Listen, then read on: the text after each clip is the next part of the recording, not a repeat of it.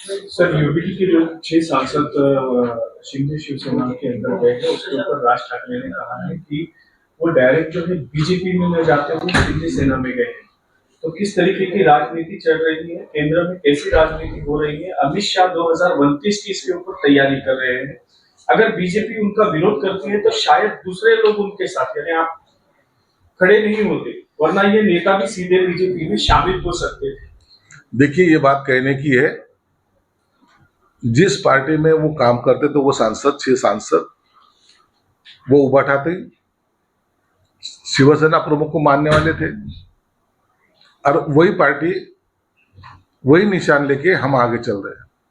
इसलिए शिवसेना प्रमुख की ही पार्टी में वो जाएंगे, उधर जाने का उनका कोई सवाल ही नहीं आता।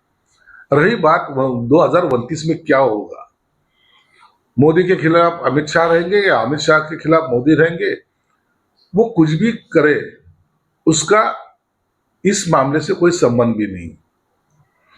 उनके पार्टी में अंदरूनी जो बात चल रहा है, मतलब एक तो साफ किया राज ठाकरे साहब ने कि सत्ता तो भाजपा की ही होगी, भले अमित शाह बने या मोदी बने, सत्ता तो भाजपा की रहेगी।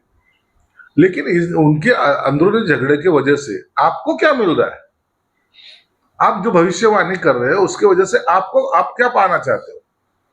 ना आपके पार्टी का कोई सांसद है, ना कोई एमएलए है।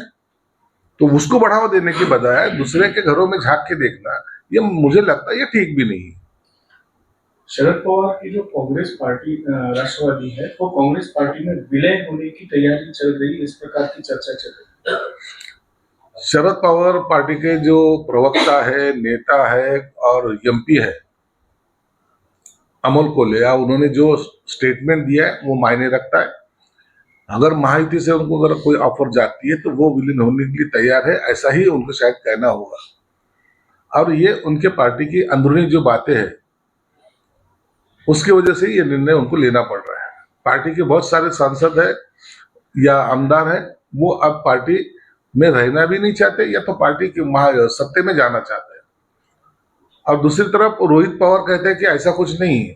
तो ये पवार फैमिली में ये झूठ बात करने की एक लत बहुत पहले से शरद पवार साहब के जमाने से चलते आ रहे। आगे अगर पूरब को जाना हुआ तो वो बोलते मैं पश्चिम की तरफ से जा रहा हूँ। ये इसी तरीके से रोहित पवार बोलो या और कोई भी, ये सब कुछ दिनों में दूसरे पार्टी में मर्ज जरूर होंगे। सर, छत्रपति संभाजीनगर में राजस्थान की सीआईडी ब्रांच ने जो है छापा मार के जो एक व्यक्ति को गिरफ्तार किया है और आईएसआई से उसके संबंध होने का और पैसे वहां पे फंडिंग करने का आरोप उस पर है। देखो, सेंट्रल एजेंसी की तरफ से जब राजस्थान पुलिस आती है और कोई बड़ी कार्रवाई करती है, इसका मतलब है उनके पास पूरी इंफॉर्मेशन थी, वो इंफॉर्मेशन के तहत ही उन्होंने कार्रवाई की, और वो उनका आईएसएस से जो संबंध है वो उनकी सभी खबर बात वो पुलिस को जरूर होगी। संभाजीनगर शहर जो है तो वो अतिरेकियों का एक अड्डा यहाँ बनते नजर आ रहा है। ये शहर को अडवाणी के जमाने से, अडवाणी जब गृह मंत्री थे जब से इनको ये शहर को सेंसिटिव शहर बोल के घोषित किया है। इसलिए अब सभी पुलिस दलों की नजर इस संभाजीनगर शहर पे है, और मुझे लगता है ये बड़ी कार्रवाई है। इसके पीछे कौन कौन है ये जल्दी पता चलेगा। तो शहर का क्राइम रेशियो भी काफी बढ़ रहा है, मर्डर्स आम हो चुके हैं। इसके लिए जो जवाबदार है उसके बारे में सीएम से भी मेरी बातचीत हो चुकी है। ये जो क्राइम रेट बढ़ रहा है और जो जो इसमें कमी जिनकी वजह से ये हो रहा है उनकी कंप्लेंट की गई है, उसकी भी चौकसी चालू है।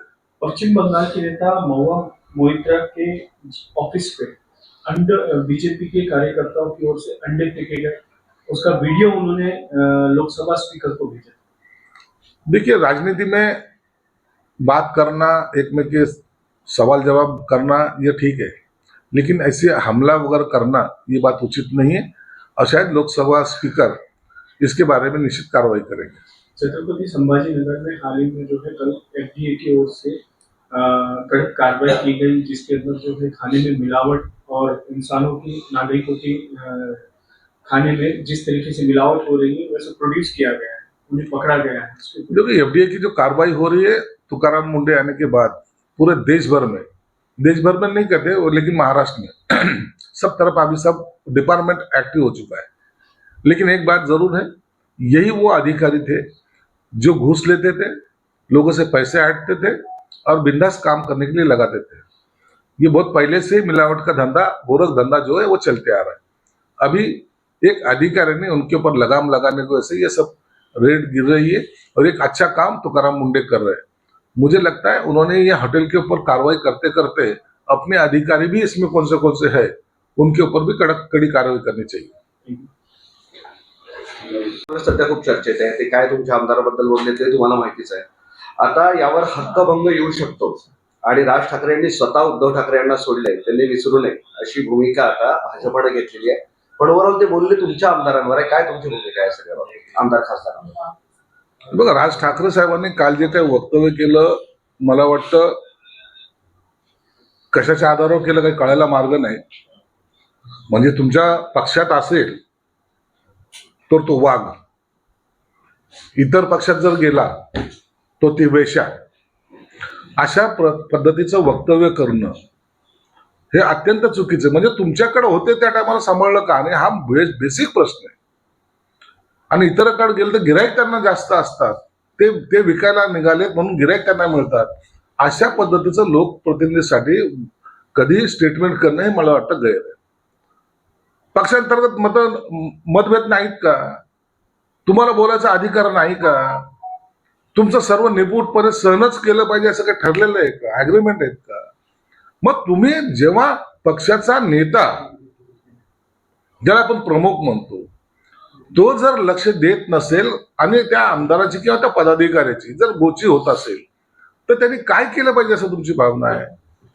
परंतु अशा पद्धतीने बोलून नाही, काही जरी झालं तर तुम्ही आमच्या पायाच्या खाली दाबून राहिलं पाहिजे, हे म्हणणं गैर आहे. ही लोकशाही आहे. या लोकशाहीमध्ये प्रत्येकाला आपला निर्णय घेण्याचा अधिकार आहे आणि त्या पद्धतीने ते घेत आहेत. मग तुम्ही त्याला गद्दार शब्द वापरता, तुम्ही त्याला खोके घेतले म्हणता, परंतु तुम्ही त्याच्यामध्ये त्या कार्यकर्त्याला आपल्याकडे ठेवण्यासाठी अपयशी ठरले, याचा शिक्का तुमच्यावर बसतोय हे तुम्ही विसरता. म्हणून राम कदमांनी सुद्धा जे काही हक्कभंगाचे जे बोललं आहे ते मला वाटतं त्या दृष्टिकोनातून योग्य पण आहे. परंतु आता नेमकं भाजपची भूमिका काय हे काही दिवसात आपल्याला कळेल. ऑपरेशन टायगर नंतर ऑपरेशन तुतारीची चर्चा सुरू आहे. त्यावर खासदार अमोल कोल्हे म्हणतात की महायुतीकडून ऑफर आली तर विचार करू, आणि दुसरीकडे रोहित पवार म्हणतात की कोणीही जाणार नाही, चिंता करू नका. परस्पर विरोधी हे बघा, अमोल कोल्हे कोणत्या पक्षाचा आहे? शरद पवार पक्षाचा नेता आहे, प्रवक्ता आहे. मग जर तो प्रवक्ता असेल, तो नेता असेल, तो खासदार असेल तर निश्चित त्याला कोणीतरी सांगितलं असेल ना. मी आता जी काही भूमिका मांडतोय ही माझ्या पक्षाची भूमिका झाली ना, मी प्रवक्ता म्हणून. तशाच त्याच अर्थाने कोल्हेने जे काही स्टेटमेंट केले एकीकडे आम्हाला ऑफर आला तर मी विचार करू, याचा अर्थ त्याला पक्षाच्या नेतृत्वाने सांगितलं असावं. आणि रोहित पवार जे म्हणतायत हे पवारची भूमिका असते. आता पवारची भूमिका तुम्ही पहिल्यापासून राजकारणामध्ये पाहता आलेलं आहे. त्यांना जर दिल्लीला जायचं तर ते म्हणतात नाही मी परभणीला चाललो. ही उलटी भूमिका घेणं हे राष्ट्रवादीचं पहिल्यापासूनच असलेलं धोरण आहे. म्हणून त्यांच्या पक्षामध्ये सुद्धा आता ऑफर आली तर युतीमध्ये जायचं हे ठरलेलं आहे. रोहित पवार हा आपल्या काकाची भूमिका वठवतोय, नाही म्हणायचं आणि ऐन वेळेला जायचं हे त्यांचं ठरलेलं आहे. म्हणून रोहित पवारच्या स्टेटमेंटपेक्षा आता अमोल कोल्हेच्या स्टेटमेंटला एक बेस आहे आणि मला वाटतं त्या पद्धतीची सुरुवात शरद पवारांच्या पक्षामध्ये झालेली आहे. अमोल कोल्हेंनी देवेंद्र फडणवीस यांचं कौतुक केले. देवेंद्र फडणवीस यांचं नाव इन्फ्रामॅन म्हणून आदराने घेतलं जात आहे असं अमोल कोल्हे म्हणाले. बदलाचे वारे जेव्हा येतात ना त्या टायमाला असे स्तुती सुमनं उधळणं हे गरजेचं असतं, क्रमप्राप्त असतं. काही काळापूर्वी संजय राऊत सुद्धा देवेंद्र फडणवीस साहेबाबद्दल चांगले बोलले, उद्धव ठाकरे सुद्धा चांगले बोलले. हे परिवर्तनाची नांदी ज्याला म्हणतात ना ती आता सुरू झालेली. पक्ष वाचवायचा असेल तर कॉम्प्रोमाइज केलं पाहिजे, ही भूमिकेमध्ये आता हे दोन्ही पक्ष आहेत. उद्धव ठाकरे एकनाथ शिंदेचे नेतृत्व आम्ही असं कधी त्यांना बोललो नाही की आमचं नेतृत्व स्वीकारावं का ना स्वीकारावं. आम्ही आमच्या पक्षाची भूमिका मांडत आलेलो आहोत, पक्ष पुढे नेत आहोत. म्हणून त्यांनी काय करावं हा त्यांचा निर्णय. वरळी ही कोणाची प्रॉपर्टी नाही आणि आदित्य ठाकरे मोठे नेते आहेत. 36 विधानसभेमधून कुठेही निवडणूक लढू शकतात. सचिनही बरोबर आहे ना, आदित्य ठाकरे हा मोठा नेता आहे. त्यांनी स्वतः स्टेटमेंट केलं की ते वाराणसीमधून सुद्धा लढणार आहेत. म्हणून अशा मोठ्या नेत्याबद्दल कॉमेंट्स करणं आता चुकीचं आहे ना. इतका पॉप्युलर नेता आहे की महाराष्ट्राच्या कोणत्याही कानाकोपऱ्यात ते लढू शकतात. आणि मला वाटतं म्हणून सचिन आयरने हे सूचक वक्तव्य केलेलं आहे की तुम्ही कसे निवडून आलात, कुणामुळं आलात, आणि तुमच्या त्यासाठी तुम्हाला कसा लुंगी डान्स करावा लागला, हे सर्व या वरळीच्या जनतेने पाहिलेलं आहे. आणि त्या लुंगी डान्सवर सुद्धा अनेक वेळेला कॉमेंट्स त्याच वरळीमध्ये त्यांच्याच पक्षाच्या नेत्यांनी केलेलं आहे. म्हणून निवडणूक जिंकताना किती त्रास होतो याची प्रचिती त्यांना आहे. पुढच्या वेळेला मतदारसंघच काय, पण आता ते निवडणूक लढवतील की नाही या भूमिकेवर त्यांना यावं लागेल. सर, शरद पवार पक्षाचे माजी आमदार सुनील भुसारे यांनी भाजपचे अध्यक्ष रवींद्र चव्हाण यांची भेट घेतली. तुम्ही म्हटल्याप्रमाणे बंदाच्या वारीकडे पाहत होता. अरे सर्वजण आता वैतागलेले आहेत ना. हे काय रोहित पवारचं नेतृत्व स्वीकारणार आहेत का? शरद पवार साहेब ज्येष्ठ नेते होते, त्यांच्या शब्दाला एक मान होता. ते आता आजारी चालत आहेत. पक्षामध्ये कोण आहे असा धुरंदार नेता, कोण राहिलाय ज्याच्या खांद्यावर आता मान टाकावी असा नेता कोण आहे? म्हणून पक्षाची अवस्था कशी आहे त्या पक्षातल्या लोकांना विचारा ना, ते सांगतील. उगाच तरी वाळफळ वक्तव्य काही लोक जे करतायत ना त्याला काही अर्थ नाहीये. पक्षामध्ये आता परिवर्तनाचे वारे सुरू आहेतच. साहेब, अर्थ खातं सुनेत्रा पवार यांना मिळालं हे चर्चा सुरू असताना रोहित पवार असं म्हणतात की भाजप सहसा सहजी अर्थ खातं देईल असं वाटत नाही. बघा, सुनेत्रा पवार वहिनी आणि देवेंद्र फडणवीस हे सहकारी आहेत. ते आपसामध्ये चर्चा करतील, काय ठरवतात ठरवेल यावर मला वाटतं बाहेर चर्चा करणं योग्य पण नाही. सर, खासदार तुमचा मोर्चा नगरपालिका, महानगरपालिका, पंचायत समिती, जिल्हा परिषद यांच्याकडे वळवला अशी चर्चा आहे. कारण काल श्रीकांत शिंदे हे नांदेडच्या दौऱ्यावर होते आणि आता त्या स्थानिक मंत्री, तुम्ही पालकमंत्री आहात, त्यांची चाचपणी सुरू आहे की आपल्याकडे आणखी कोण कोण येतं. हे बघा, एकनाथ शिंदे साहेबांनी शिवसेनेचे नेते असतील, पदाधिकारी असतील, मंत्री असतील, आमदार असतील, या सर्व लोकांना पक्ष वाढवण्यासाठी गावोगावी जाणे, कार्यक्रम घेणे आणि पक्षाला मजबूती आणणे यासाठी आदेश दिलेले आहेत. त्यानुसार आम्ही सर्वजण चाललो आहे. आता ह्या दौऱ्यामध्ये कोण कोण कोणत्या कोणत्या पक्षाचे कार्यकर्ते येतात त्यांना घेणे, त्यांचा प्रवेश करून घेणे आणि पक्ष मजबूत करणे हा त्याच्या मागचा उद्देश आहे. याच्यासाठी हे ऑपरेशन म्हणून याला म्हणता येणार नाही, तर याला पक्ष मजबूत करण्यासाठी, संघटन मजबूत करण्यासाठी हे असलेले दौरे आहेत. म्हणून श्रीकांत शिंदे काल नांदेडला होते. त्यांनी सुद्धा त्या ठिकाणी अनेक मेळावे घेतलेत. त्यांचे सुद्धा दौरे पूर्ण या महिन्याभरामध्ये जर पाहाल तर सगळीकडे त्यांचे दौरे लागलेले आहेत. आणि ह्या अधिवेशनानंतर स्वतः एकनाथ शिंदे साहेब स्वतः ते सुद्धा दौरे करणार आहेत. म्हणून पक्षासाठी पक्ष पहिला, नंतर सत्ता, हे आमचं समीकरणाचं गणित आहे. त्यासोबतच ठाकरे सेना संपवायचं असे ठाकरे सेना काय ठाकरे सेना काय संपवायची? त्यांचा ऐतिहासिक 4 दिवसापूर्वीचा दौरा झाला. आता भेटू 29 साली असं त्यांचं ते असतं. त्यांना संपवण्यासाठी इतरांची गरज नाही. ते स्वतःच्या हाताने संपतायत. त्यांना संपवण्यासाठी त्यांच्यावर काहीतरी आक्रमण करा किंवा काहीतरी कुटाने करा, ही गरजच नाहीये. हे शेख चिल्ली आहेत. ज्या फांदीवर बसले तीच फांदी तोडायचं काम या उबाटाच्या लोकांनी केलेलं आहे. म्हणून त्याच्यासाठी इतर काही माध्यम किंवा इतर काही आयुध वापरणं हे गरजेचं नाही. काल किनवटमध्ये श्रीकांत शिंदे यांच्या तात्याला काळे झेंडे दाखवण्याचा प्रयत्न झाला. विशेष म्हणजे त्यानंतर उद्धव ठाकरेंनी शिवसेनेला फोन केला आणि असंच काम करताना अशी शाबासकी. त्या कार्यकर्त्यांनी झेंडे दाखवलेत ना, त्यांना जाऊन आता विचारा तुम्ही का दाखवले म्हणून. पक्षाचा आदेश म्हणून 4 लोक आले, झेंडे दाखवले, संपला विषय. आणि त्याच्यावर शाबास, जसे काय रणांगणात लढायला गेले. काय एखादी दुर्घटना तिथे घडली का? काही घडली नाही, सगळं शांततेने झालेलं आहे.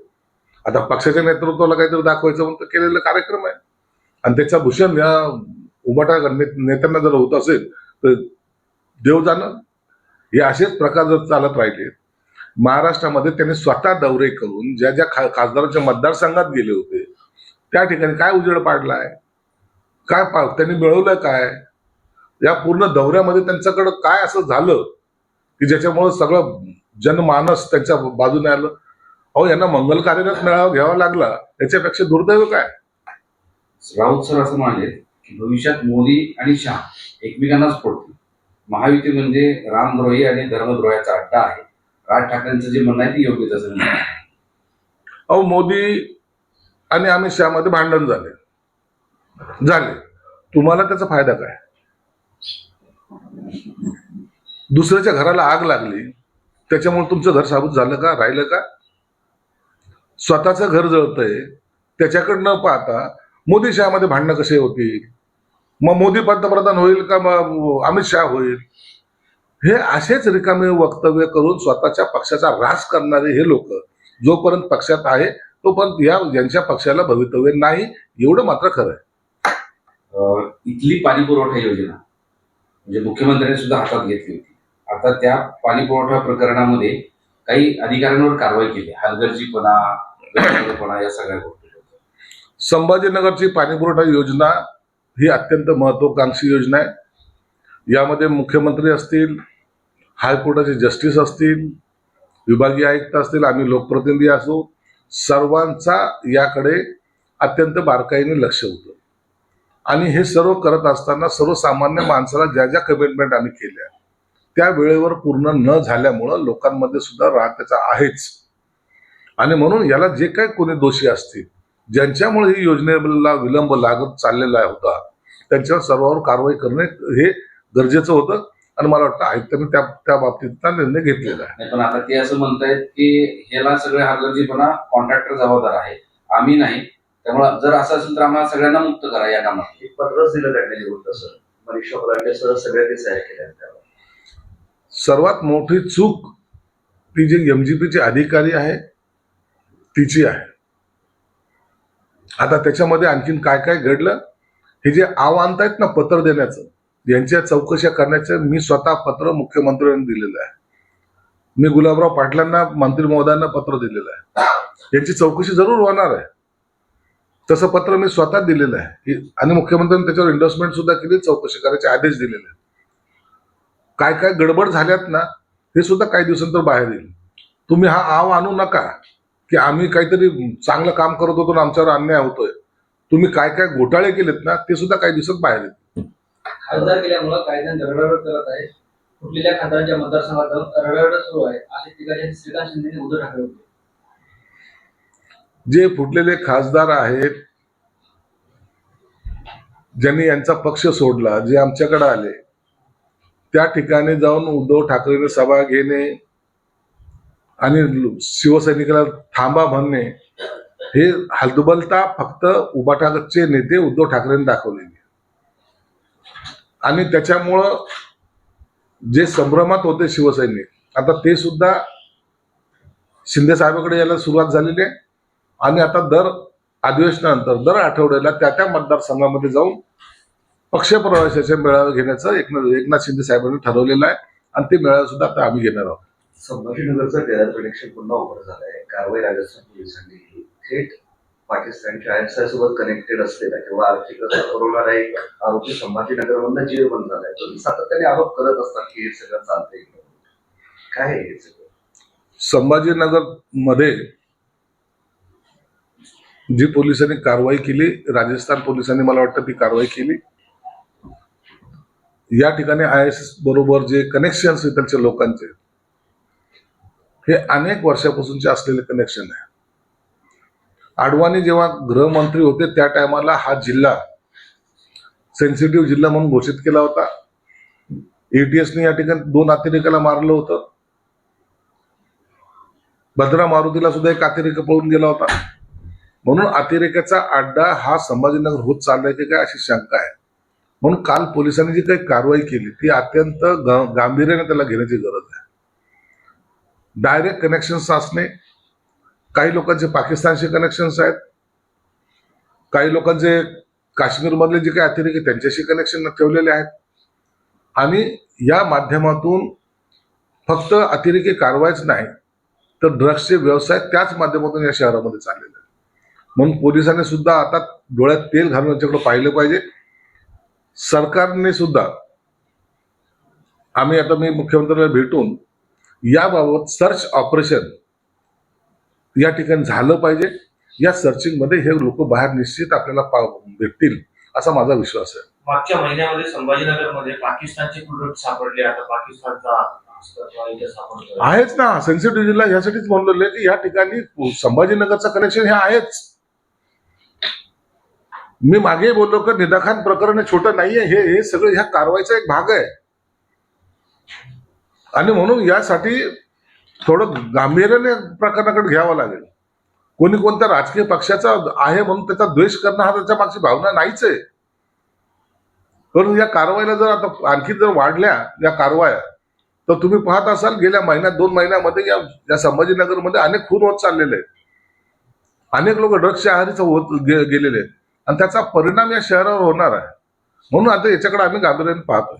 एक शहराशी निगडीत प्रश्न आहे. एफडीएची इथे सुद्धा धडाकेबाज कारवाई सुरू आहे. काही हॉटेलची तपासणी केली असता बॅन केलेले सिंथेटिक कलर्स किंवा मसाले असं सगळं रेस्टॉरंट मध्ये आढळून आलं. आता कारवाई सुरू झाली, पण किती दिवसापासून जीवाशी खेळ सुरू असेल. खरं एका अर्थानं त्या तुकाराम मुंडेचं त्याचं अभिनंदन केलं पाहिजे. एक अधिकारी येऊन एवढ्या सर्व गोष्टी उजेडात आणतो, ही मोठी गोष्ट आहे. हे पहिले होत नव्हतं का? होत होतं. परंतु जे अधिकारी होते ना, यांचं दुर्लक्ष, यांची हप्ते वसुली, यांचा भ्रष्टाचार, यामुळे या सगळ्या प्रकरणाला पुष्टी मिळत होती आणि लोक बिनधास्त करत होते. आता आपण पाहतो शेकडो टन मिठाई ही नष्ट केली जाते, दूध नष्ट केले जातात, काही अनेक ठिकाणी धाडी टाकले जातात. औषधाच्या बाबतीत तसंच आहे.